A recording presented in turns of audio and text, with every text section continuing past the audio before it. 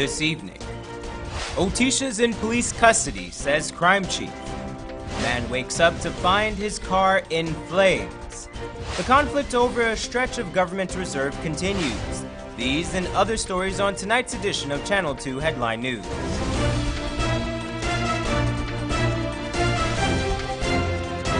From Safe TV headquarters in South Rival Gardens, this is Safe TV Headline News with George Gonzalez.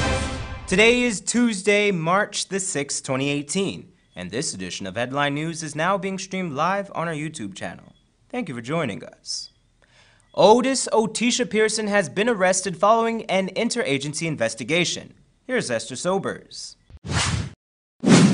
According to one local publication, Crime Chief Paul Williams today confirmed that the self-confessed sex worker and popular member of the local LGBT community, Otisha Pearson, is in police custody. Otis, a transgender woman who goes by the name of Otisha, was arrested on Monday. Last month, Otisha Pearson was prominently featured on a local newscast expressing his affinity for little boys. The statement, as well as a leaked photo of Pearson and an underage boy, caused a firestorm on social media, one that Otisha attempted to squash by going again to the media. Persons close to the underage boy in question requested that Channel 2 look deeper into the matter. After verifying the information, we contacted the police, the Rights of the Child Commission, and Child Protection Agency. Last month, Ann Green, Director of Child Care and Protection Agency, told Channel 2 Headline News that they had done their own interagency investigation into the matter and recommended criminal charges against Mr. Pearson. He has yet to be officially charged, but CPA recommended pedophilia charges to be brought against the self-confessed sex worker. For Channel 2 Headline News, I'm Esther Sobers. Thanks, Esther. Last week, we reported on a land dispute between two families in Allboys Town. Wendell Jeffrey followed up with the persons in the conflicts and filed this report. When we buy this house in 83, we come and repair and live as a kind in all the first class. When we buy it, we repair and we come and live. I see they put a shop outside, but I can't remember a little stand. Right? From a little stand, they build a house. They live in there, they drink in there, they mess it with a message out in the gutter. That was homeowner Lynette Juman. Say keep the surrounding clean and you could stay here and do your business. Whenever the government ready for the reserve, you have to move. I said yes. That was shop owner and proprietor Evelyn Boucher. They are in a squabble over a parcel of government reserve on Independence Boulevard in Allboys Town. The land is directly in front of Juman's residence, and Boucher has built a shop on the land. Each is blaming the other for the impasse. Then they run away down. They start cussing me. So I say, man, this is not the way. You can't be begging a lodge in front, and then you're cussing me. Because I didn't have permission to build it. You build a little shop. And we have built a little shop now with a big house. They eat, they drink, they cook, they party, and everything right in there. How long they've been there? They exactly remember what year they put there. Take me phone, me number, get phone. We lock number get now lock phone for we lock it. Because when we go for next phone, they say we done that too. We all got one phone. Then they get light. I don't know how they get light, but they get light. And they keep, when they say start keeping it nice, they can't put your ears down for see. The thing was not the first thing they said we burn it. Talk about the accused or the accusing you too. Yeah, that says we burn it. And you heard the accusing and start cussing you as this news report. Good, you just not hear what they say we live too long here. Alright. You just hear the devil and the next one say we live too long here. Why are you rebuilding? Because it had a fire. I didn't want to build without okay from council. I went into council and council gave me the okay to rebuild it. Right. So what it is you want? I want to remove from there. When to remove from there, well, everybody free. I don't concern what they do, but I want it to remove from the house. I don't care where they put it there. Channel 2 Headline News did a report last Thursday in our news segment about this matter. On Friday, the city engineer sent a crew to demolish the building. But on Saturday, the construction of the shop resumed. Today, when Channel 2 Headline News revisited the area, we found that the construction of the shop was almost completed. I don't know what happened, but they come about 5 o'clock the afternoon and they take down the structure. And I went back and I get the okay back to go and build. The people must release the wood to me and go and build. I went and collect my wood and I come back and build. I didn't even get all the wood, but I ain't mind. I get back some and I build back. They come back and build it, break it up. I think Thursday, right, Omar? Thursday was building it, MMC came here and break it up. Break it up and they come back and they build it yesterday. Who in the council authorized the demolition when they took away your stuff? Who did that? The claiming the man that I went to, he says, Boston, I think it's Boston, yes. Boston, yes, he said Boston give him the okay to come and carry away the stuff. So who gave permission for you to get back the stuff? I went back into the council along with Mr. Barswick. Mr. Barswick gave me the okay to build back the shop. Everything where they sell in the shop is already sell. Sweetie, mint, everything where they sell the back there, that's where I sell in front here. The Juman family has hired an attorney and they are planning to file an injunction against Boucher and her shop. For Channel 2 Headline News, I am Wendell Jeffrey. Thanks, Jeffrey. A village in Region 9, Upper Takatu, Upper Essequibo, now has access to potable water for the first time. Since the beginning of his tenure as head of the Guyana Water Incorporated, Dr. Richard Van Wish Charles has set a goal to offer 24-hour potable water service to all Guyanese. This sometimes means having to go to some very isolated and far-flung communities throughout Guyana's hinterland. One of these communities is Yurong Paru in Upper Takatu, Upper Essequibo, Region 9. GWI has recently recommissioned the community's water supply. It now provides treated water that is to internationally acceptable levels of quality. Dr. Van West Charles sees this as a sign of the government's commitment to the welfare of all citizens. Guyana must see that all of its communities, in all of its communities, no one, no child, no elderly person should die as a result of waterborne disease. 90% of the community's 340 residents now have access to potable water through the system. The remaining 10% who are out of range will be provided treated water in jerry cans.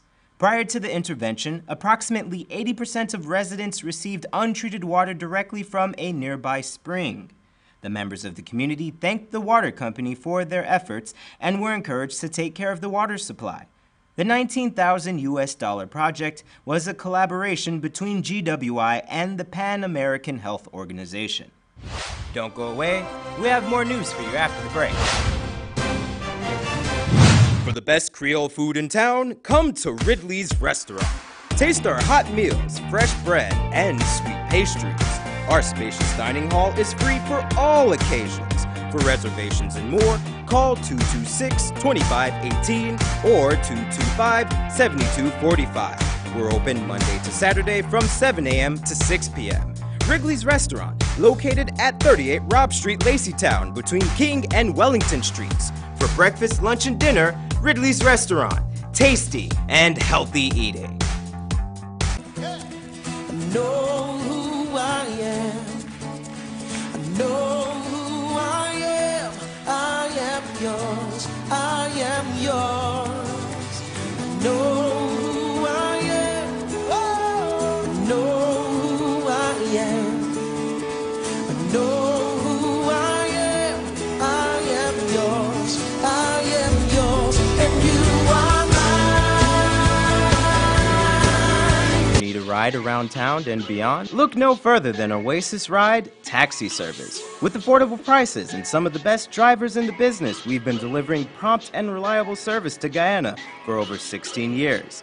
We also offer tours, chauffeur service, and even car rentals. You can call us at 231-5554 or 225-5496. For deals, specials, and more information, find our page on Facebook, Oasis Ride Taxi Service. Let's go.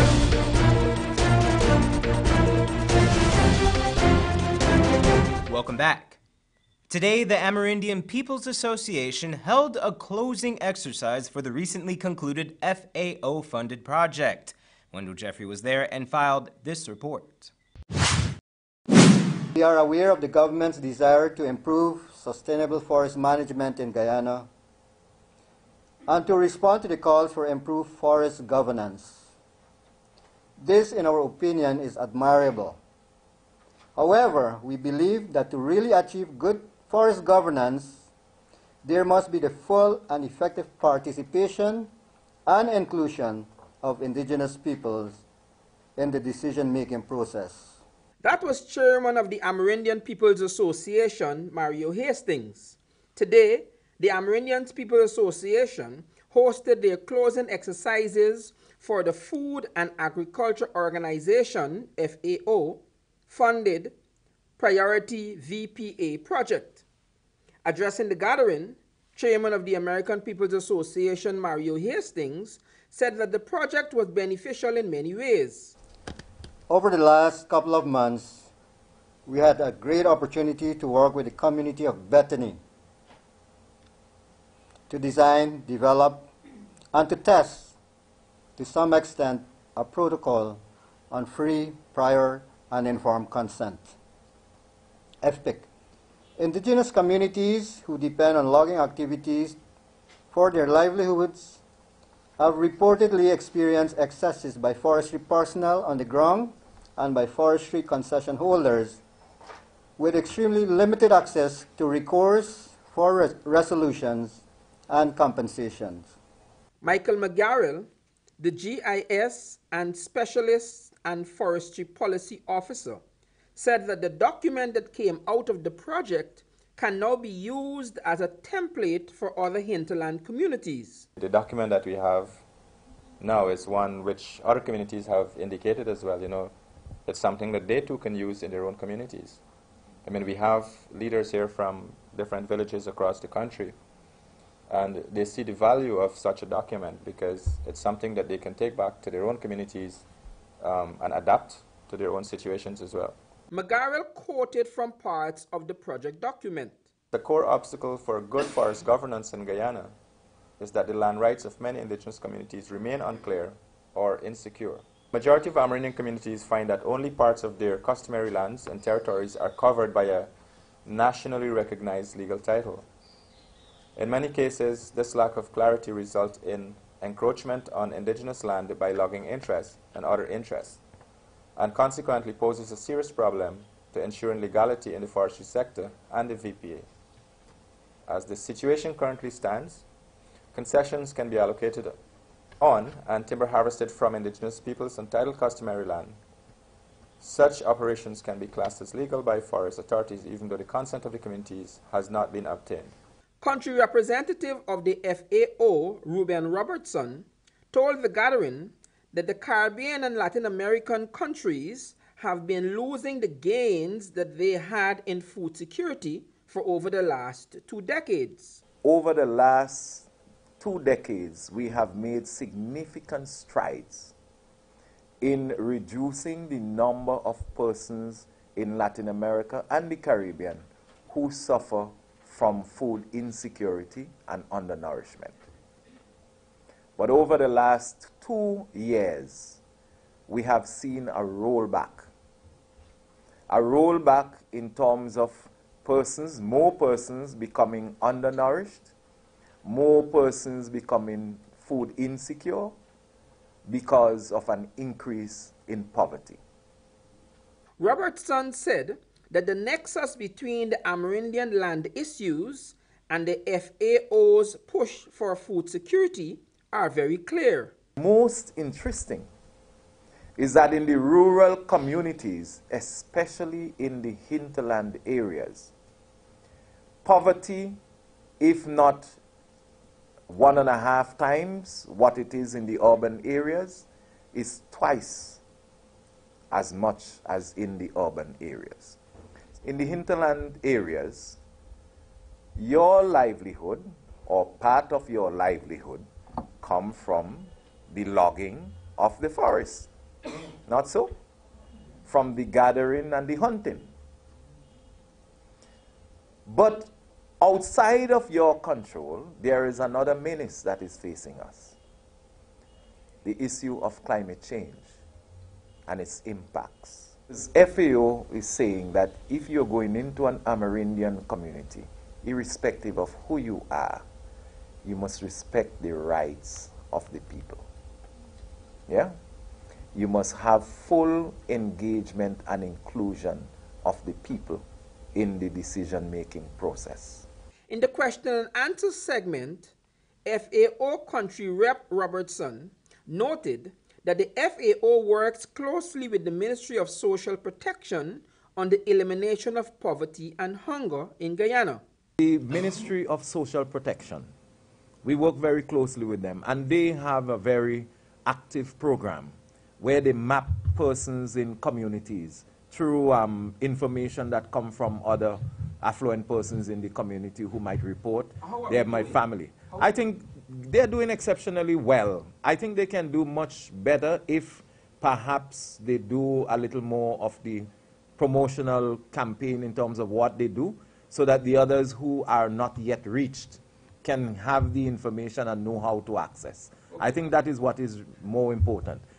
Explaining to the populace how they can access what is available. Is it to report deforestation or is it to eliminate deforestation? What is the end goal? The end goal is to ensure that there is sustainable forests. Meaning what? Sustainable forests mean that you can harvest, and the rate of harvest and replenishment must be equal, so that you don't at any one time deplete the resources of the forest. And how are we doing with that? Well, for Guyana, I think Guyana, perhaps in the whole of Latin America and the Caribbean, has been doing exceptionally well. One should not go away with the idea that the Amerindian people or the indigenous peoples are not doing a good job at managing the forest. So I want us to put that to rest. Because if they were not doing a good job, is no way Guyana could have been at the forefront of sustaining or maintaining its forests. For Channel 2 Headline News, I am Wendell Jeffrey. Thanks, Wendell.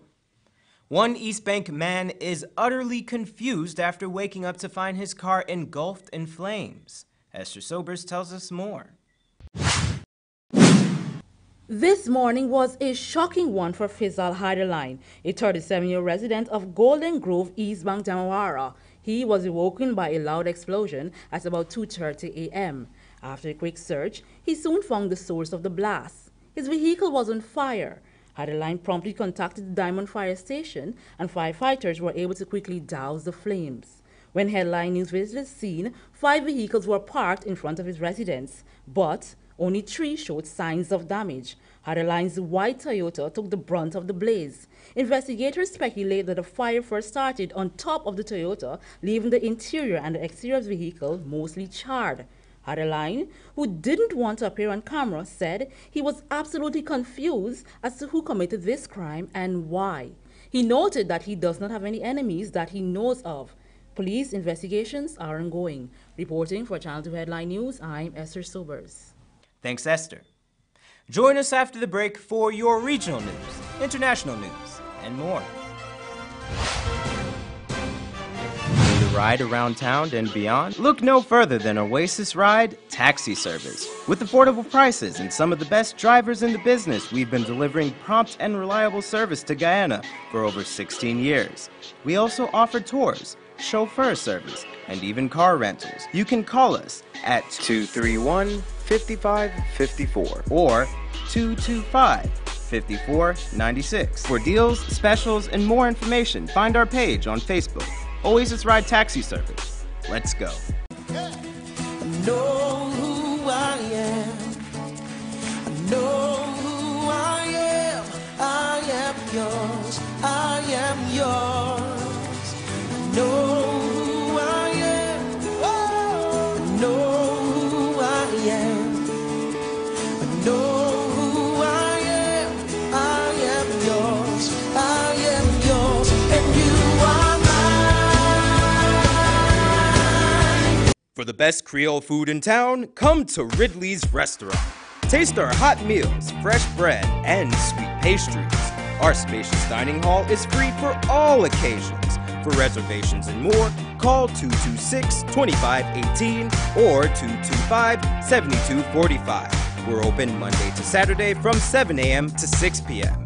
Wrigley's Restaurant, located at 38 Robb Street, Laceytown, between King and Wellington Streets. For breakfast, lunch, and dinner, Wrigley's Restaurant. Tasty and healthy eating.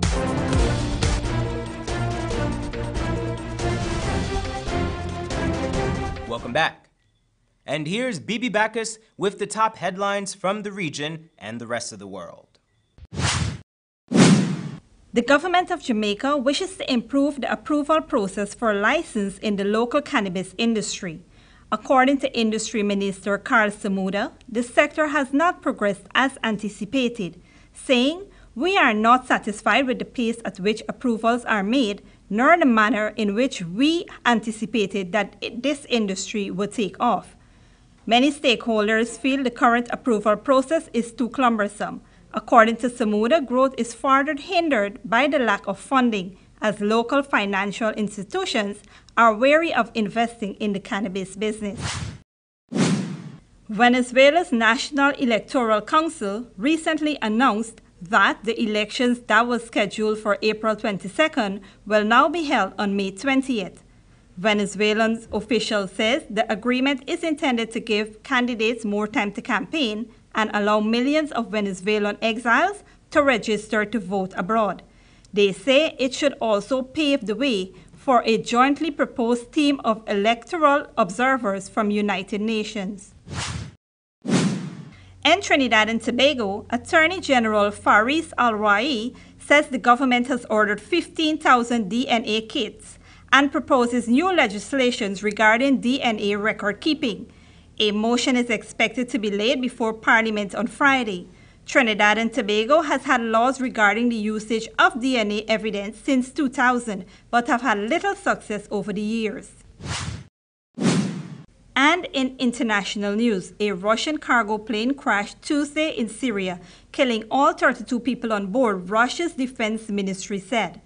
The Antonov 26, with 26 passengers and 6 crew members on board, crashed about 1,600 feet from the runway, according to Defense Ministry. The ministry attributed the crash to a technical error, Russia's TASS news agency reports.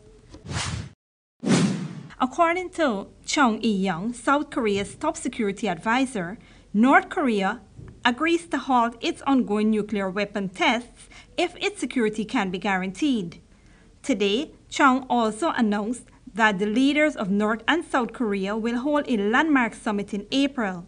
The announcement followed high-level talks in Pyongyang between Chung and top Korean leaders, including Kim Jong-un.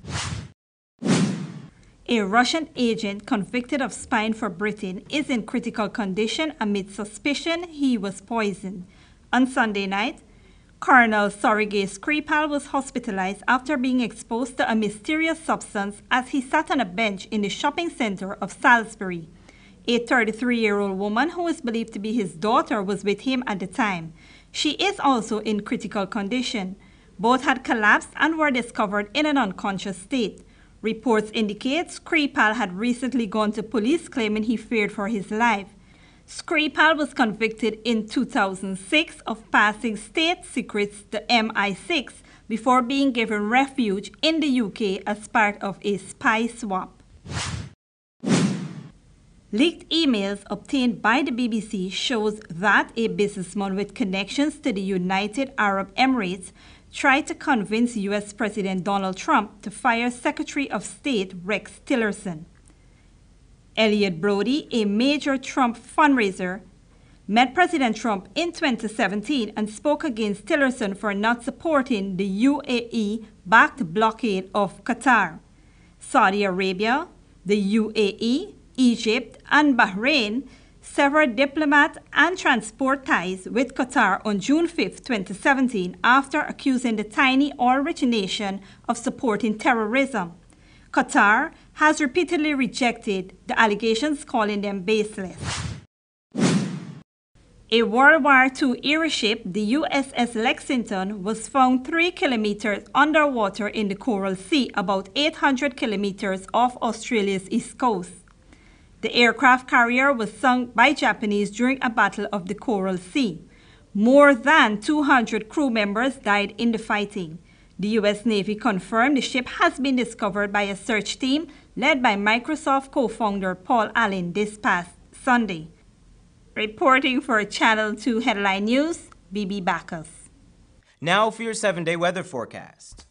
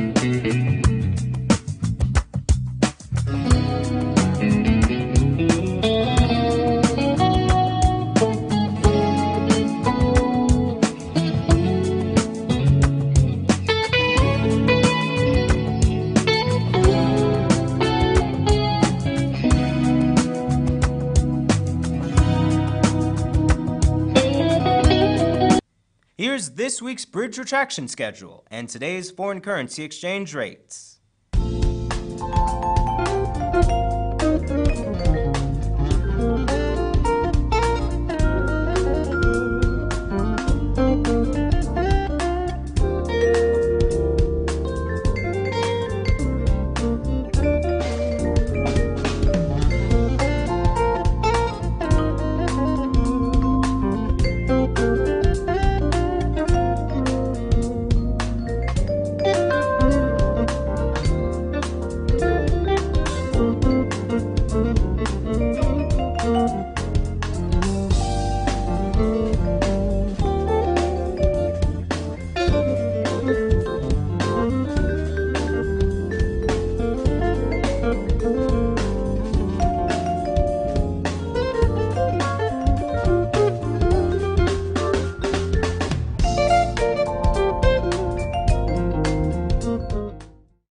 And that's Channel 2 Headline News for this Tuesday evening.